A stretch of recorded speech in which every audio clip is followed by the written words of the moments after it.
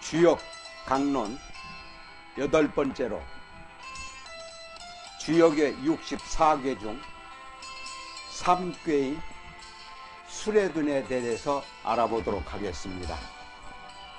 합궤의 효사인 초효가 양이고 2효가 음이며 3효가 음이고 상효의 효사인 4효가 음이고 5효가 양이며 상효가 음인 상태를 둔궤라고 합니다. 태극으로 보면 다음과 같습니다.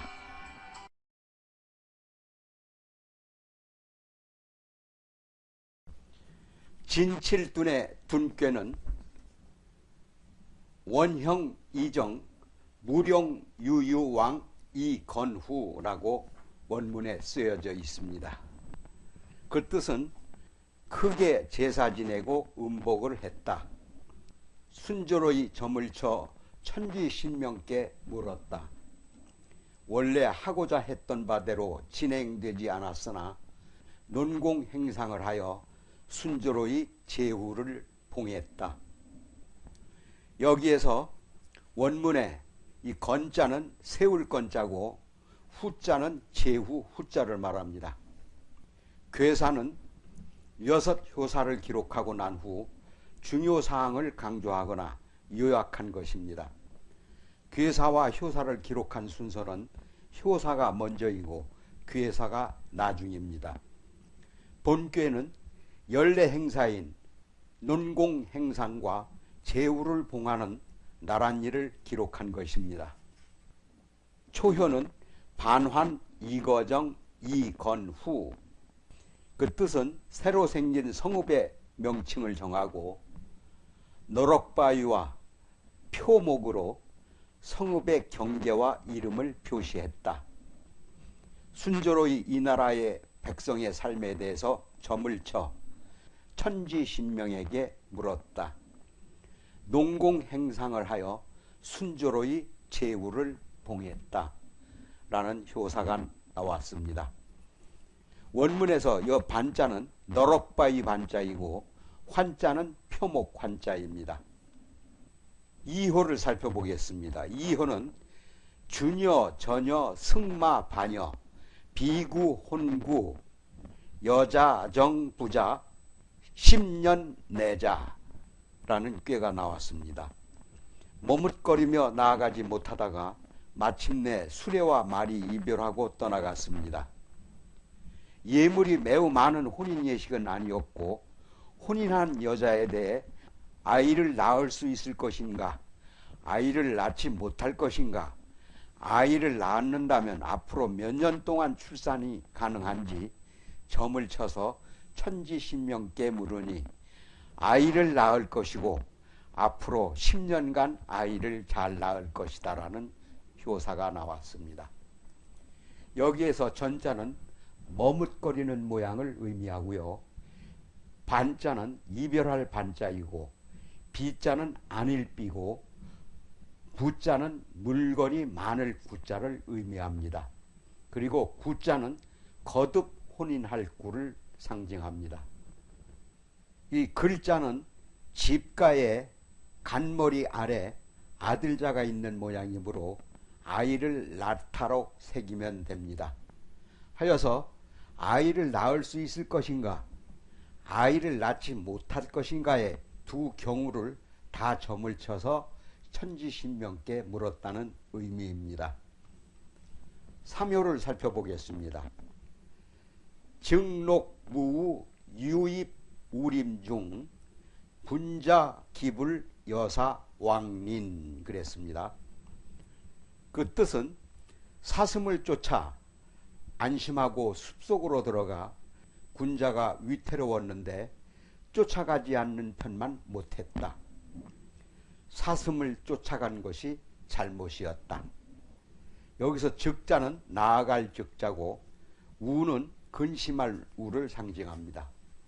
사효를 살펴보면 승마 반여 구혼구 왕길 무불리 그랬습니다. 그 뜻은 수레와 말이 이별하여 떠나갔다. 혼인 예식은 무사히 끝났다. 혼인 예식이 예정대로 잘 진행되었으니 길하다. 순조롭지 않을 것이 없다. 여기서 구자는 끝 또는 종말을 상징합니다. 오효를 살펴보겠습니다. 오효는 준기고 소정길 대정흉 효사가 나왔습니다. 머뭇거리며 제사에 사용할 돼지고기를 빨리 결정하지 못했다. 작은 덩어리 돼지고기와 큰 덩어리 돼지고기 두 덩어리를 놓고 작은 덩어리 돼지고기를 제사에 사용해도 될지 점을 쳐서 천지신명께 물으니 길하다고 나왔다. 큰 덩어리의 돼지고기를 제사에 사용해도 될지 점을 쳐보니 천지신명께서 흉하다고 답하셨다. 여기에서 고는 살찐 고기를 의미합니다. 살찐 고기의 고는 돼지고기로 여깁니다. 제사의 제물로 사용할 돼지의 고기를 말합니다. 상효를 살펴보겠습니다. 상효는 승마 반여 읍혈연여 이렇게 나와 있습니다. 수레와 말이 이별하여 떠나갔다. 눈물을 흘리며 아쉬워하고 또 눈물이 줄줄 흘렀다라는 의미입니다. 또 다른 해석은 혼인 예식을 마친 신부가 일가 친척과 이별하고 떠나갔다. 모두 눈물을 줄줄 흘리며 이별을 아쉬워했다. 여기 원문에서 읍자는 눈물이 줄줄 흐를 읍자를 말하고 근심스런 빛혈자를 말합니다. 그리고 련자는 눈물이 줄줄 흘리는 모양을 말합니다. 마치 시경의 한 구절과도 같습니다. 시적으로 대꾸를 이루어 운율을 맞춘 것인데 반과 련이 아분이 있다 하는 얘기입니다. 괴사와 초효, 삼효, 오효 즉 홀수효가 나랏일에 대한 것이고 이효, 사효, 육효 즉 짝수효는 혼인 예식을 기록한 것입니다. 주간이나 목간에 기록된 애초의 원본이 훗날 순서가 바뀌어서 편집되었음이 분명합니다. 삼둔의 꾀의 효상은 초효가 성읍의 경계를 표시하고 제후를 봉하는 형식이고 삼효는 사슴을 쫓아 숲으로 들어간 군자가 위태로웠다는 얘기이고 오효는 제사에 사용할 돼지고기를 결정한 효사가 나오고 있습니다. 그래서 초효, 삼효, 오효는 나랏일에 대한 효상이 나오고 이효인 혼인 예식 행렬이 떠나간 것을 아쉬워했고 사효는 혼인 예식이 끝남을 의미하고 상효는 혼인 예식 행렬이 떠나갈 때 눈물을 흘렸다는 궤가 나오고 있습니다. 그래서 이효, 사효, 상효는 혼인 예식에 대한 효사가 나오고 있습니다. 일반 괴설과 총설은 6-4궁입니다. 술의 둔이라고 하는데요. 빗물 아래 우레가 울리는 둔엄한 상이므로 둔께라 하였습니다. 둔은 험난하고 어렵다는 뜻으로 모든 일이 때가 와야 이루어질 수 있으므로 이를 조급하게 서두르면 반드시 실패하고 만다는 의미입니다.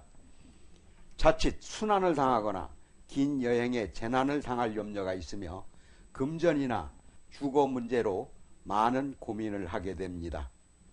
둔께 괴상처럼 원형 이정 무룡 유여왕 이건후라는 말은 처음은 어려워도 크게 형통하니 바르고 곧아야 이롭다는 얘기입니다.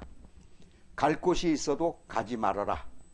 제후를 세우는데 이롭다. 나라를 세우는데 이롭다는 얘기입니다. 총서를 살펴보면 초년은 부모의 덕이 없어 스스로 노력하여 운명을 개척해 나가야 할 상으로 귀인의 도움을 받게 됩니다.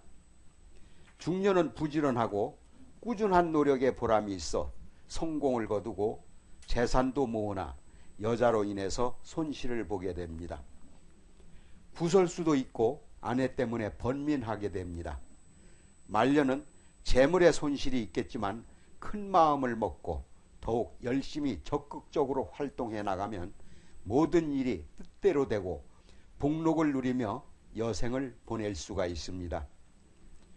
주위의 비난이나 중상에 낙심하지 말고 올바른 길로 계속 걸어가면 반드시 성공이 찾아옵니다. 어디까지나 전공법으로 활로를 찾는 것이 최고의 길입니다. 재물면은 자수성가할 운수입니다. 상당한 재산을 모을 수 있으나 재난으로 인해서 손실이 많습니다. 투자적인 측면으로는 부동산 등 대규모의 투자는 삼가해야 합니다. 건강으로는 몸에 이상이 느껴지면 빨리 대처해야 합니다. 혈액순환, 어깨 결림, 심부전증에 주의해야 합니다. 부부간에는 화합하겠으나 일찍 결혼하면 이별하기가 쉽고 늦게 결혼해야 좋습니다. 사회적인 운은 늦게 행운이 트일 수 있으므로 모든 일을 참고 기다리면 입신 출세할 수가 있습니다.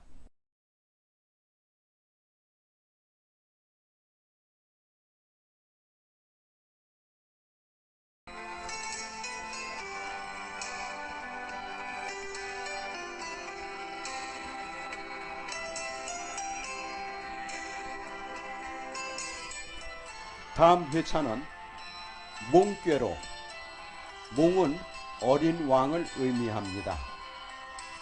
주요 강론 9번째 시간에는 몽꾀에 대해서 강론토록 하겠습니다.